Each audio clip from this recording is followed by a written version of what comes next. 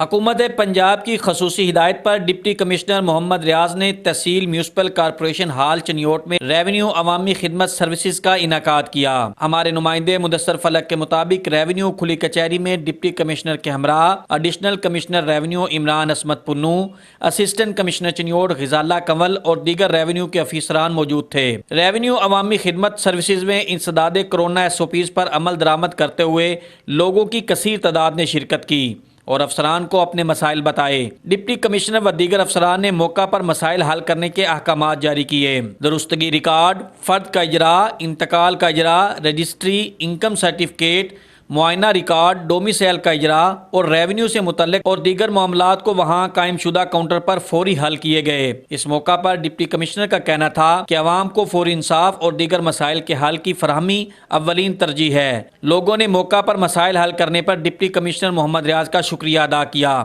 Revenue عوامی خدمت services کو حکومت پنجاب کا احسن اقدام قرار دیا۔ علاوہ ازیں ضلع چنیوٹ کی تحصیلوں میں ریونیو عوامی خدمت سروسز کا انعقاد کیا گیا، جہاں اسسٹنٹ کمشنر نے لوگوں کے مسائل سنے اور ان کے حل کے لیے احکامات جاری کیے۔